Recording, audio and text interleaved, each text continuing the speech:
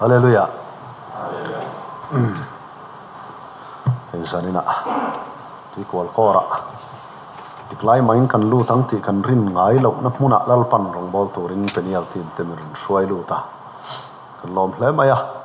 nikum khan Good Friday mang turin miron beto amaro chu khat la qor lamte non se ma e maya kumin chu tu manan se khal talo chewa in ron tele ta thau hi kan lom hle maya telo ulang chuanin hei ke nia kar Good Friday mang turin min ron peve de mo reng maya bol tuin dai lo na sem maya hun pui lai te ani chu mai ne lavin Good Friday den chen te pon yanga camping nei turin buat saina kal chho me ka hetilai es pani hi bel moya tan ne lavin chandam tur chandam ti na ani kan ria chandam tur chandam te hi tharau bo chandam nalam pang hi kan hoi man talo lutuk ni te rian na kanai thina amai ro chu hei tui kwal kor ro chu lali su Krista alo kala athi chanang nge maya tharau bo te chandam nalam pang hoi zonga he program siaman ni hero pui ka ti khop maya hun pui lai te nia kan kor kan hlim lo palange tia rong bol tu roi ve hrim te hi anom thina amaro chu nang ni ro chu tiang lam hoi zong ani mel lo le in kan ria lom khop mai pathian in min thruai amal min somanga hei tir bera khan chuanin thotana hangilung len tlanga prayer mountain camping turin muroi tura inbia ha kan ni dewa chumzo lama chuanin lungai zam kan ti follow program ma hetilaya in khom that deuh chau tur ang khan kan lewin buat saya adot le chuan Sunday chakma le zan tal pre camp reng devin chutiang chuan kan ti mai don mi le ti kan dong le chutiang tur chuan kan in buat sai le adot le mani zol puya khanum line in rin zana train don ti lo mai don mi le ti le in rin zana tang chuan hai kan ti ta lo ne thale mai kim hi pathian rem ro tha ngai ta vekila ni kan voi khat ma tim ho hi kan la ron khom lovin ka ria biakin nom na khesa po anom lawa ke hi chu katlan pel thina helai hi ma ra tang to hin ka riat na rei to amaro chu kala lut chia lawa biakin a hian chuan konga tang son chu kadak duk thina ri ka lut sang ni som pakwan lo ni me chu kan lut taroi mai ania sang ko som kwa kuma ding ania silver jubilee te in lom to chuanin adin na te kan ngai to member po in thle in country tuna member zanga somriat pariat lai mai in han ni kha aro pui hle mai pathian mala som se lang cheunga elisa hun laya zol nei papate om khom na alo chep ta dewa zau tura anin buat saya cha an level met ang kha karil ruwa alo oma sina khuta in hoi ka chuk thlain do vel tak tuk maya hei biakin te satha tur te in buat sai na sa hle maya ro pui hle mai hetiang biakin sak mek sumin du tho mek lai camping lo buat sai te hi ong le lama chuan then khatril ruwa chuan timing lawang reng mel khop maya amai ro chu huna po hun lawa po ti hian huam vek tharau bo chandam na tura ta na sum le pai ne mo hun le tha ne mo om to lo china hian chuanin thil dang hian hlut na nei to lawani te po ti hialila kan ti sual lem lawang chuma kain khom man to lo kan ti to china hian chuan hun hi hlu hi awang na lang na hun hlut na hi om to mi lo zo kane hun tha min pe tu tan hun hlut na hi om to mi lo ani ti te hi achiang viawin kan ria ti suan hei kan kadet te tilaya be se lo de main kanin mu kala khiat ngai lo ten ni anang ni pon min la ngai lo fanga ei po territorial evangelist sa chon mi thar kan ni chuan hei kan senior train mama pulal nun moya muhlol maya ro pui khop mai kalom khop mai ni lam doi na om lai te kha suang to na mi thlai nan thir le ta tianga biakina kanin muroi mai he ro pui ka tia pathian mal som na tak meu anin ka ria lom tak zet ane mit tuinen khan kan tong trai pui ve sa chu soi chuak kher chu atul lem lo na ma ro chu chung ri la hian in po na hi thuk ve ne rong bol tu te kan tlem boka jing tong trai piang mai deuh thoin an tho kan tho renga team ho team meeting ala ni se tho reng boka lal pan tong trai na changa midang pon an tong trai pui na sa tilai pon tong trai pui na sa an khom ho thei hi kalom hle mai ti kha sele du boka tuna chuan team te mer khriat tirna nei do ni la thange kai sai na he kan team kan kim lova pakhat thi changjol khuania apa dam lo na wangin manipur lama te an kalanga yan sung kon boi ve em chuini wang chuan voin lama te ron thleng ve thei lova thothan lama khita prayer mountain lama te kanin hu thei tur anga yang atia local thei tur angai ta ila kan deputy speaker ania chuan pakhat thi chin tlai mai khanin an nu nau fapa ban khura atla pal hlo maya dam doina te kal pu yanga ya chungte wang chuan thul le thut boka abak song chuan local theya local thei chunang angte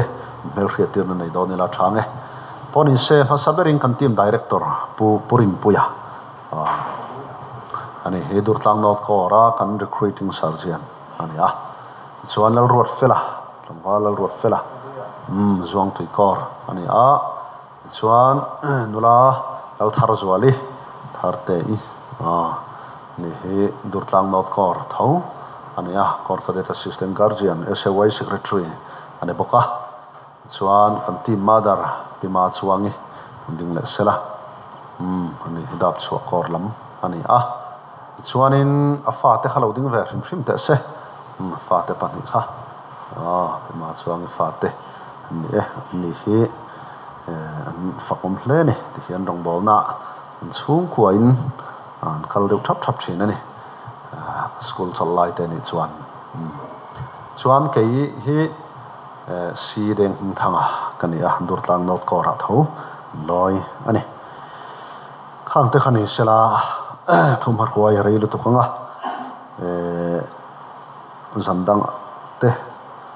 naktuk lama te thum har huai tur dang te lo omani chuan khana soi chho zau tur angai la athange zana in khom kan tha lomum khom mai mani khanin karma sa khanin zol pui society nikum masa maya ding thar rong bol na kan zuk neya anin khom member somli vel an nia an khom tha khop maya in khom lo kha patni thum vel an om antia abak chu an khom kim ni om takani chung te chu an khuwa om lo te ni ngei tur ni then phei kha chu stiang khop chuan an khom tha enang ni point khom tha khop maya alo mum khom mai camping te kan nei chawanga kan leng khom tha chho se tura te pongai la athange pathian thu chiarange chuan sarmon tur te hi team director in pathian hena min hlan sak sela lovin ring se soilok mi ro se chanchin thalo ka siak bung som pakwa chanchin thalo ka siak bung som pakwa sang khata tangin sang thum zo hian chiarange chumi so chuan kan son chungin chanchin tha mar ka siak bung som sang som li par atang hian sang som nga patni zawin sang som nga pakhat sang som nga patni zawin chiar don ya chanchin tha lo ka siak bung som pakwa chang khat atangin chiarange tin isua zerko khwa luta achun pel dona tin ngai te mi pakhat a hming zakaya oma chumi chu chia khon ho tu ani ama po hausa hle tin isua chu mi engange ani mu atuma mi puya wangina ma la atoi sia a mu thei lova ti chuan atlan khala a en turin thei pui kung alona chumi kong chu aron zo tur ani si a tin isu chu chumi hun a thlen chuan adaka a hnena zakai lo chuk thuai ro voina ina ka thleng tur ani ati a tin man mo takina chuka hlim takin nama chu a thleng ta a tin chu an hu vele an zain misual hnena thleng turin alu tak so an ti a an phun no ya sang thum zawin kan tia kan siar zanin kan soi tur chin kan siar lo no ni kha chan chin thamar ka jek bung som chang som li per ko tangin siar le nge tin zir ko khuwa an lo thlenga tin in suwa zir ko watang chona zir tir ho tele mi pui tam tak nen chu alain kut do middel timai papa bar timai chu kong sira alo thuwa tin nazaret isu ani ti riat vele isu davida papa mi khongai ro tin auta a tin mitam takin ngoi turin an hawa nima selani chuan davida papa mi khongai ro tin au zual sawa tin isua dinga ama chu han ko te u ati a tin middel chu an kova a hena chuan thamuang takin omla thoro a kova che anti a tin ani chuan a puana paya zuang thowa isua hena akala tin isuan ama chu alo bia a ichunga engtia kati nge idum ati a tin middel chuan hena raboni mu thei kadu ati a tin isuan hena kaltoro irin nahi idam puyani e ati a ti chuan a mu thei ta nga la kalkonga chuan isua azuita a zanina hian pathian in remati ang zia zelin isua chu mi eng ange ani ti te raboni mu thei kadu ti te lalpan rem atiang zia zelin zir ho tum tai la thain karinge lalpan athu kan siarte kan zatan atharimal min som saprose somang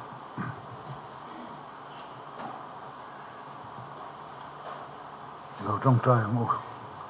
lalpa kan pathian du tak min mangai tu zanina penel team te hun tha min pe a huneng mo trang to tui kual kora lutura kanin buat saina ataka min ti lo tina wangin hne na lom thu kan khil cha lalpa zanina ichia lo kalklangin he tui kual kora hiam mangma lawin puang thar lem che chu zong zong chu min chandam tu thole su krista min kan di la che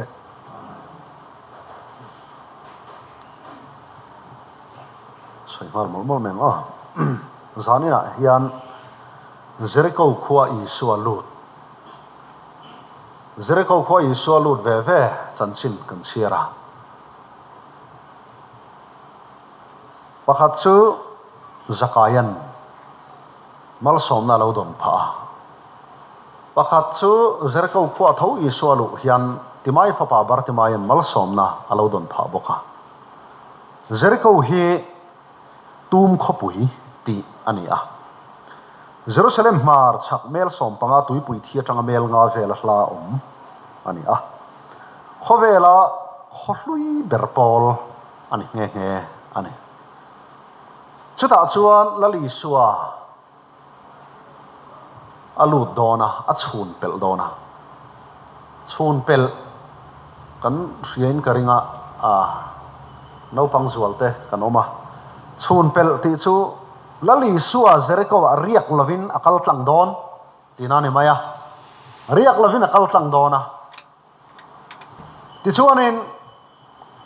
lali suwa lokal don ti zakaya na lo khia riak lovin a chhun pel don ti a khia zakaya hi tuna kan chiarang khan chia khon tu ani mai lova chia khon ho tu ani a bible ina soyangin ama po a house le a atiani bible ina house ati chu a house thok hatang ti achiang ne ama po house le a ama ro chu chia khon ho tu ani a taxation officer ani veng chu chia khon ho tu house tak ni ma sela a hau sak nei na om tlei zo to lova a hau sak nei isua telvin om tlei phato lova so wangin isua chan chin na lo khiat khan ati tui hala an khuaron pal tang tum tu i suwa mu cha kina tui hal ta ne pathian fakina mro se i suwa mu cha kina ril tama i suwa mu cha kina tui hala a in chunga yat om lo mai thei ne sia khon ho tu ne ya ama po ho sale ni chuan tu lai khome lang din mun alo ding ta sala lir thei po adu du alai thei mai thei a ho sale ni chuan in po adu thalin a sa thei nge ya nima se chutiang taka ho sa nima se anun sungril ruak eng mai na no khat phatolawa anun sungril ruak le room eng mai atnem zo tolawa anun sungril ruak no khat turin khobel thil le asna le a khatin lo a king zo tolawa chuwang chuan hun lai mi then khaten an mel khiat an soi du dan chu nazar isua thingrem siam tu phapa zuta tlangwal pakhat ti ve mai khania ni ma se chumi chan chin a khiat dan chu an nung tlata chuwang chuan khan mi ni a na kal san ta ka khana nga ya ai som na khan mi ni a kal san ta ka khana nga ya a hau sak nai na om tei zo to lova anun songril ruak no khatu atan adua amamo atui hal aril drama chui suwa mutur chuan a thok chuak don ta enge a mo tum cham i suwa chu mi eng ange ani mu atuma i suwa chu mi eng ange ani mu atuma kawan du tak em zakaya hian i suwa hi lo mu satya atum ani mai lawa amo tum i suwa hi mi eng ange ti mu atuma ni apoi mo mange o in khom satya kanoma in ti tiang trong moi lo ni lo sa in khom satya kanoma amaro se i soi mi engange ani mu tuma lalpa pan tu hiano mane i suwa su mi engange ani mu atuma mi engange ani mu atum lali suwa enturin muturin at suwakta ngana katula may naktuka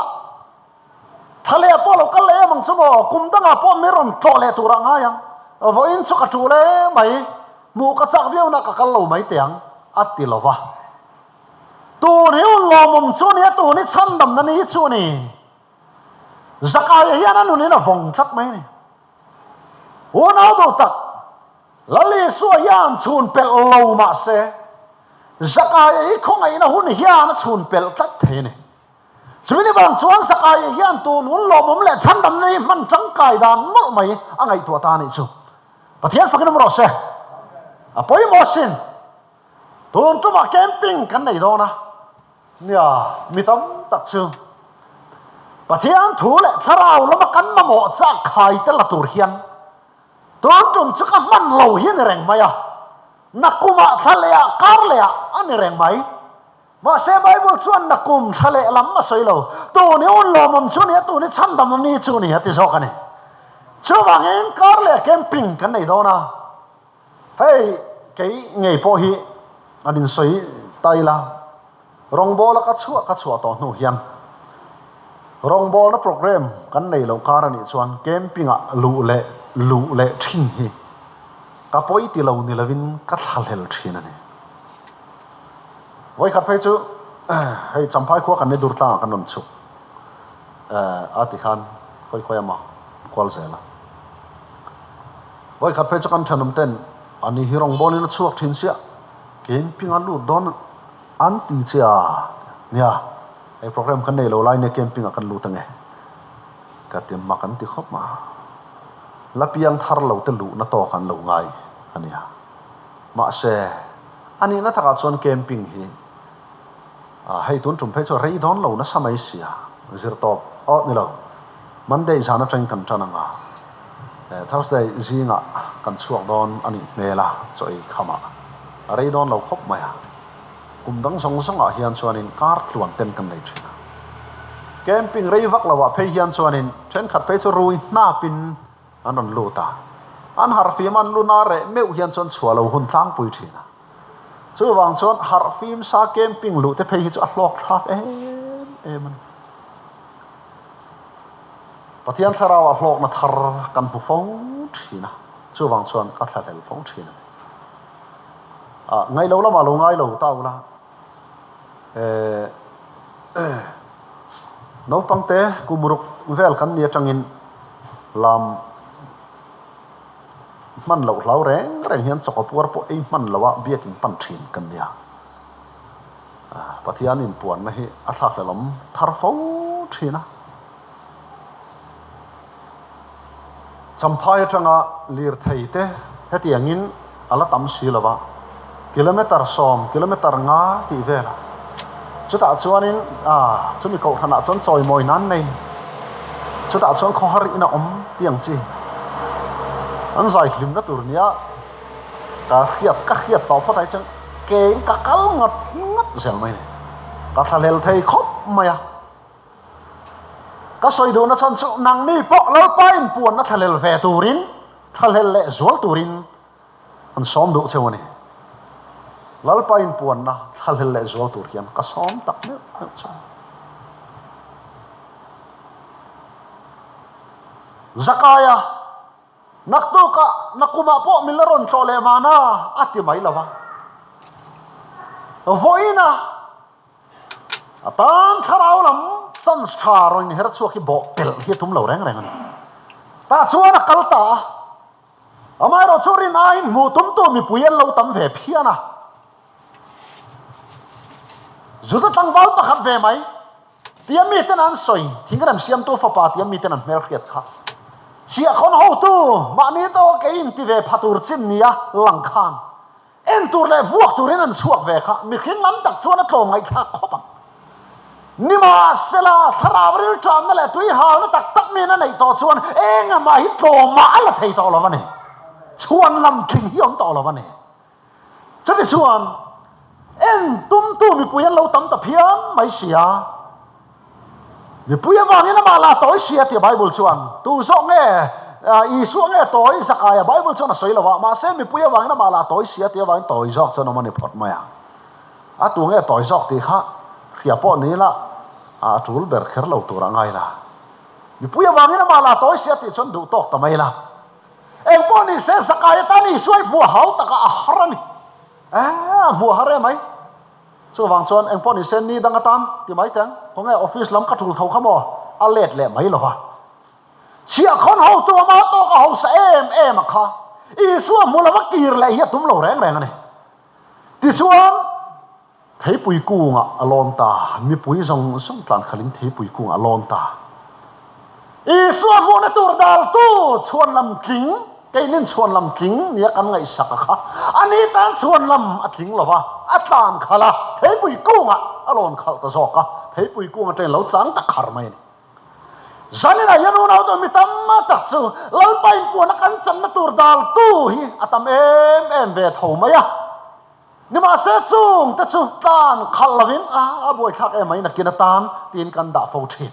ni ma se sakai chuan chung zong sang chu tan khalin thei pui kunga lon ta zoka ni chu bang in sai na yanu na do tak nang le ke po kan ta na tharau lam na cho kan lang tur chan sha loin her chuak hi setanan thikin chuan lam tur thadeu deu hi aron tok tar fo thina chung mi tlan khala i su mu nge tuma mala chun som chau hi kan rama hin kan tam talo hle mai ni ma se ke ni ro chu tharawal tham na le tui hal na lalpan min pe thu zelang ti karing thatan ta chuan ali su lo kalta amak kati khop mai tu nge mo ming lo khil man kher ni akal phei zela zakai zona thlen ve le adinga ai tu na khona la dinge an te chu thei pui kung chu a thalak te point mu fo thina in mu ve fo min karinga akal to howina a thalak an ron thedar thin upato om khop mai helam kan thei pui kung nen chonai nang lo de bani ti chuan alon na thei pui ku ha chuan lo bok de wang ni ngai tur ni isua ron kalak moya chuan kalpel tamai lo chuan ading chota hoi chowa tu nge mo ming lo khil pan kher zakai lo chuk thuai ro voina ina ka thleng tur ne zakaya nang tingeti lalpa hei thei pui ku atangin ka chuk thlir che inunga mi then khat ai kha chon ka mu chiang sok che i toy ngei sang i ngau ngei hang ai sama sei nge toy palian lam ngei ni patelam karon mu chiang khop mai che chu wang chon ron chuk buai kher po ngai lo ti han kal tlang mai ra ka mu tum dan che chu ti hian a zo khatin ka hria atti mai lo ba man mo takina chuka hlim takina thenga pathian fakin ro se man mo takina chuka hlim takina thenga ti hi ka van du tak em ona du tak lali suan sakaya mena lon sang zero atilowa lo chuk thuai ro hoina ina ka thleng tur ni i suwa o hia ta piang te lon sang zel nilovin an chuk niam thin ne pathian thuano ne pathian o kan khiat kha ta piang in rong bol tu ta pai kan lo lon sang zum zum mai thin terong lon sang thuai anin lon san siak thuai ma selal pao hia piang te hi chu an lo chuk niam fo thin alo ne buang cha ina chuk lo in du takin in langeng takin a chuk lo kheto muto reng in ti kanilo Krista mi man chan chuk man theda lo mo ti in muang cha in ka tlana ni ti lo a u min ka u mani pathian fakin ro se au mau reng reng muang chan thei lo man mo takin a chuka lim takin a ma chu thleng ta thei bui ku nga chaina chuk khira mu chiang kho pang chu ni ma se muto reng in ti kanilo khrefam kim to reng in ti po kanilo Kristan min don man chan ta man let thei da lo mo ti in au min ka so kane ka du hle mai zaina hian muto fam kim to khiat nu ti soi tu nei hi kan tam hle mai amaro chu khrecheu to pathian man phak lo om ta hi kan tam nge o tro lang lam sual khoi si lo lang lam sual fi lim ni ma se lo pan man to lem lo te hi kan van tam em o chu wang chon sai na hian Krista min man chan man le turin ne lo pan na sai na hian na min ko thao se min ko niam mal ro se lim takina chu ka man mo takin theng ta ta chuan lali suan zakai chung thua soya he ina hian chandam na theng ta ani po abrahama fapan sia zakayan ani ina soina lali suan aron puan sakta he ina hian chandam na theng ta awan ro pui em thei pui ku nga a chandam mai lo a ko tha he ina hian chandam na theng ta ani po abrahama fapan sia boral te sang chandam tur me phing fapa hi lo kal nge reng ani zakaya dinga a testimony soi veta lalpa tu la ka po thileng po lo hlep ruila ale li in karul le vek bible a hian ale li anu war hle maya zudate dan te poni ma na le asan chu davidan urian puila ka ati suala nathanan zolnei nathanan sung thu watlang al pui pok khan awar khil pok khan pathina vatir pok khan ama beram le ran rual tal sak lawa mi khwal mei thai beram chu pa anu anei chun atal sak chung changa khan ale li in aru le turni aron ti thapa zakaya po hian ale li in aron ti le tu la ka po thileng po lo hle pruila ale li in karu le zakai eng po ni se isim thayengem ti zo angai lo re mi bol lo zakaya ne na mi thiang lim mi suwa ain puan china chia chuan isim thayengem ti angai to lo mi thiang him na enga bol hlo na ya lo mual pho ta zo ka chu wang chuan unau tu unau isim thayengem kanin ti man lo lai po ama minga wanga fel na ko min khoi thin tu chu mi thiang lima hi ni tlatane mi thiang lim na hian ama ko fel na ko min khoi thina unau du tak ma ni fel ve na hi chu fel ve lo te del bet tu mai nia chapo na tlang sanga min lon tir tu mai nia ama ro chu ma minga wanga fel na ko ama bo cái mình khuấy trên chuan phèl về lâu te chung tlak này là vin phur chuan na hi lâu thọ thấy chau zo kan và thiên phật nam rõ se chu nakin lamatan soi chun zamatan khet tai la atop na ta na chuan Jericho khwa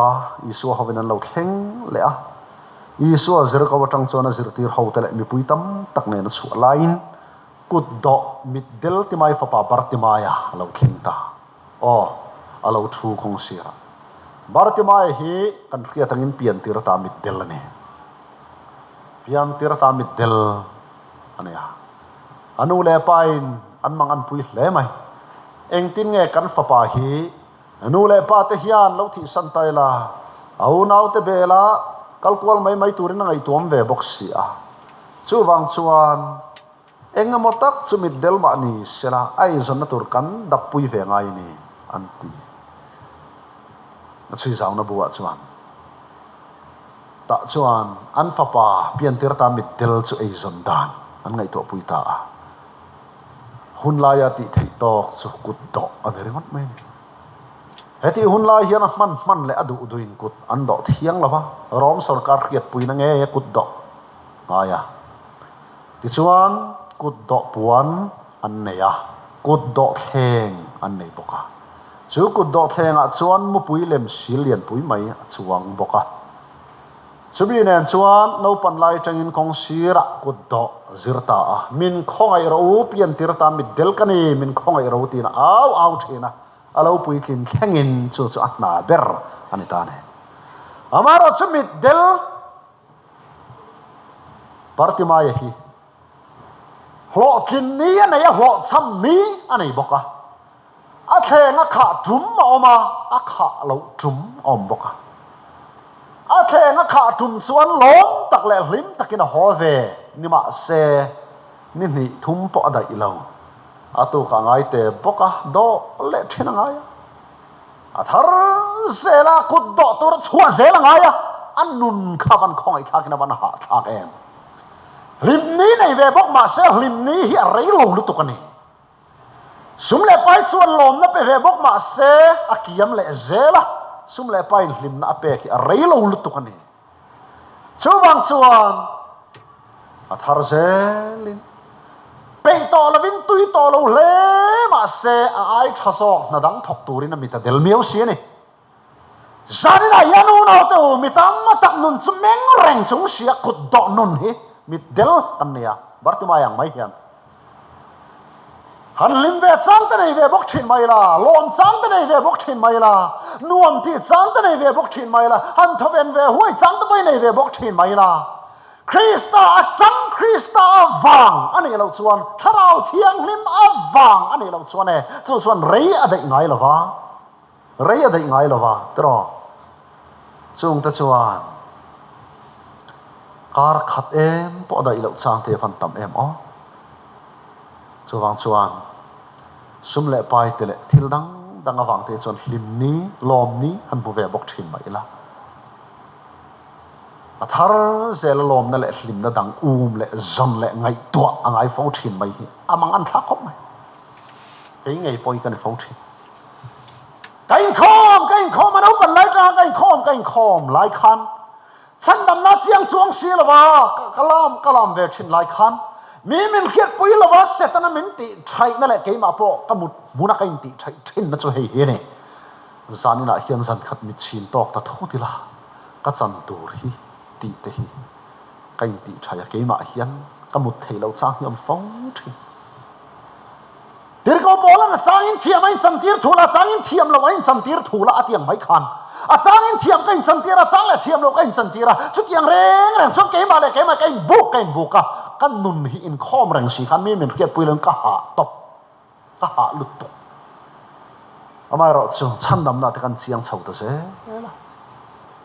avan ha dam thak ta em ti chuan bartimai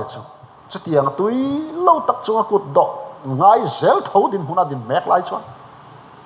ni khat chu thom dang lam deuh a kheta ni tina kut do na kong sir tang chuan bartimai hi an mit del na se benga fingem ema mi hausa in nei tur mi hausa fa te in nei tur biakin pan thom a khe hanga ni re thei deuh te in nei tur biakin pan thom a khe hanga mi hau sa le re thei an thi ni an vui tur than mo lan pan pui thom a khe hang ve a beng chu fing a mi te ro chu delani zaina yan mi tam na tak chu kan beng hi finga soile tur pok a khiat nu ti thei kan tam khop mai ma se pathian thu mu ma le ro nei si lo hi om thei nia zakayan isu chu mi engang nge ni mu atuma apa toile san asang seile ango pia lama khan mi engang nge ani ti hi zakaya khan muta eng tinge mu ti chuan zakayan isua mi engang nge ani amu hi chip chiar takin soilo ma se achian na em chu athil ti ngai ti chun som ze na chia angai to lo isua mi engang nge ni ti hi zakai nu nain puang ta chudiang sia chon bartimai hian isua hi athom chu khima se mi engang nge ani thuna chang ala muri lo ba isua lo kala ta chuan thom lui khara khan bul nai vai ber ami ni a khiat kha an pom chot maya ani la chu min tharo voina ka thom khiati adang lam hle mai tunge ani min khil phot lo chung ka thala bang che ti ve tlak mai bartimai chuan min tharo nazar isuan ti kha hey alo kala kenia malama kal kan nia on kal sel don chu wang son min tharo min huan su ani bartimai chune thok loka au ta vak mai isu davida papa min khongai ro voi khat mai po din a isu chu alakal lui ngat ma se an awa zirtir te la chuan lalpa enga tinge hetiang khopin mamo tu ten an au che a intinge ila pen lui thei zo ka ti at nek khan mamo tu lo au khan khapa au su ben chen ngoi ro an ti zirtir ten amak le mai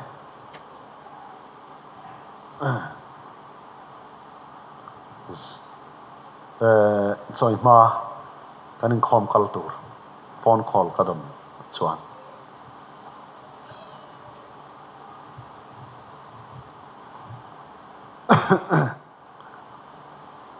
tharau bo te tan rong bol tu kani ve sia kalau nai lo hle mai ti choi lain kanin bia testimony min ron thil mol mola aro pui ka ti khop mai kei po voi khatsu ti dam rong bol na nei kapana hian min lo tong trai ne avoi khat min tong trai na chuan kadam lo na tan min tong trai do na mokatia nikum mai khanan ya helai katai chuna wa kian kapapana min lo khoi molanga ani lo pon min lo tong trai khal le mai do na mokatia kalu chunga kut ngatin tia an thu ve thup mai bok se medang kha di map lo mai cham ta ne rong bol tu adam na ruak nei po hi za na chang khiat ve de to po hi cham za na chang khiat ve de po ya tha hanin ti chu aza thak du ang reng khop me za na chang ka khe khop mai ka pan to lo mai don mi cho ka te nak tu ka lo ka le ro ti ka kal le min lo khoi le min tong trai le ta sun ti hian min lo ti le rong bol tu te hi kan veng chunga rui hlo wanga thi anom te hian za na chang le kan mo phur ani ti te hi kanin khe phalen min lo ti le chu ka lu chunga kut na tin tong trai kadam lo na tan hian min tong trai lo re pan chi poni pa lo hi te ka ri ro te ka ri ro hen na chi thei to lo re rong bol tu kan veng chunga rui hlo wang suala wang rum le thi anom kan mo phura kan la lut ngamem za na chang kan khria em men ti mai chu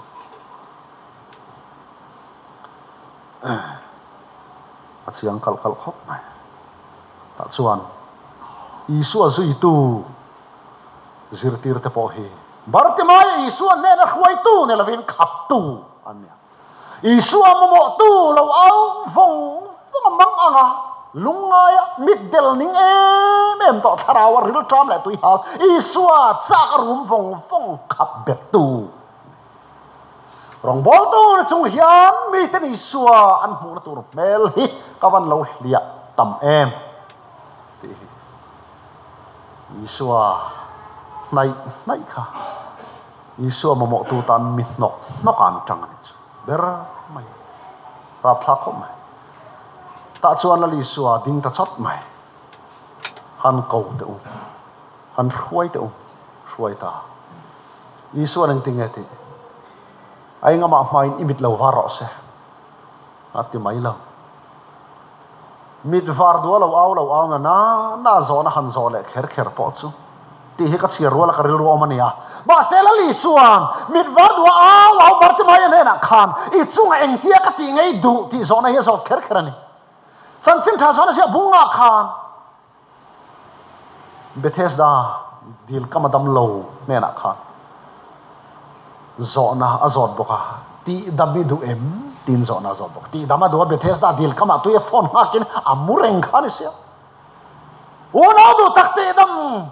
dua mureng ti dam dua lawau ni na reng kha I chung eng tia ka ti ngei du an ti le te zaina yanel boni se una du tak kan du tak le tak lo kan ril tram tak le tak lo kan mamo tak le tak lo ama kan mamo na athuk tak le thuk tak lo I khiat ve hi adon yang a chu wangin zo na min zot kher se mal som nai du takem I du tak ani chuan ani le mal som nai don na turin apetu tan I hun te thleng phalen ti himin zo na ani ve phawani I chung eng tia ka ti ngei du Bartimai nang tingati lalpa asen na eng avara dum anti arri chau ka khia mu thei ve ka du mai mel tha bak lawan ti te amoi mangen ti te arri ringot ka khia mu thei ve ka du to ani atilowa a mu cha ber Bartimai mi delina mu cha ber chu raboni mu thei ka du ani ati ni hallelujah lalpa pagan ro se Rabboni ay mu cha lel dang nei lawa Rabboni ay mu cha nei lawa Rabboni aya unau du tak mu du anei lo Isu mu ka du ani po ti mai lo Isu ti chu chandam tu ti na nia zo tongin Rabboni ti chu zirtir tu ti na nia zanina yani suwa ani na mu chu in tam tong chandam tu ani na chuan in chiang to mai thei zan khat mi chin po to ki leng ti khuna po ka kon fi ti thei in ni deuh fur mai thei ka chan tur ka chiang ro pui na rama ka kai sanga kan ti thei deuh vek mai thei amai ro chu ka ngai tu thina ke ni sipai pola chuan thi boral kan in ti lawa ro pui na kai sang kan han in ti deuh thap mai ngai thap tha ka ming te hi mo yania ro pui yania amai ro chu han dam lo tak chuan ke soi tu ngai po ka ni ro pui na kai san mi chu kan thalel lo deuh thina ro pui na kai san lo dan mol mai chu kan la song ve chu nia eng po ni se Rabboni mu thei ka du ni Isu thandam tu ni na chuan mu to ni ma se Rabboni zirtir tu ni nai roi chu unau du tak zaina hian la mu lo hi kan tam om mang o tra Rabboni zirtir tu ni na la mu chiang lo chandam to ni ma se chandam tu ni tin ring tu nun konga akai hruaina lalpan zirtir adu te la mu phalo sarau lam mit la khoi non lo la var lo hi kan tam mang o hey penial team te kan thu pu ya tana lalpa min pek chu khoi non na ti ania khoi non hi kan ngai ni tra khoi non hi kan ngai chandam to te khoi non kan ngai ni kan kal to na khotam ta kha hian piang thar to lam lem lo pon ro se anin chung khur bo ruak an than lovina atlak buaka angai na khelawa hel tabut but har sanna phe na lalpan tharau mit ati var sakamal som na mupha Rabboni ani na zuk mu soitor hi antam lo hle mai Isu mu ka du ati mai la Rabboni mu ka du ani ati tlatani zaina ke soitu ngai hian kavan momo tak em o Isua ne na chue pathian khoi na sara ka mu na hi arai ve ta chandam na ka chian na hi zo rai ve ta ni ma se chandam na chiang to ini tin nun kong lal pan min sirtir du te ka mu thiam lo fo mai sirtir to ni na ero chu ka mu thiam lo fo thi sumi chuan chutin khatina ti che anti hian ka riphat sumi chuan chutin khatina ti che anti chongkam kadon manghian lalpan nge min sirtir tum raboni sirtir tu ni nai nge min sirtir tum rongbol tu nireng chunga nakna kan nei tlat mai lalpa hian arongbol tu min du tak tak nei chon min ti dam fa om ti tei ka ngai tu na ne fo thina ni ma sen natna nei reng chung hian lalpan nge min sirtir tum raboni ni nai rongbol tu in chung kwa theng om lo tak aron thlen chang te hian lalpa han chal mai hi acha om thin ni ma se chung mang chuan enge lalpan rongbol tu chung kwa hi zirtir tu raboni zirtir tu ani na khoi var khoi non kan pan ngai em tro khoi non hi kan ngai ni na taka chuan fasual kan nei te po hi rongbol tu te hilal pan min khoi non tu mani chandam na chiang to hi fasual kan nei mang hian min khoi non hi tum tlan so wang sai na hian unau du tak asena enga dum nilavin isua nimai lavin raboni ani na kan mu fia the na turin lalpa thu tak khoi non hi kan ngai tak meu meu ane zakaya pon isua mi nge ani amu sianga chuan lali suan bartimai thena olo mutong che amita varta engkim ma mu fia ta ti pathian fakinam rose ti chuan isua zuita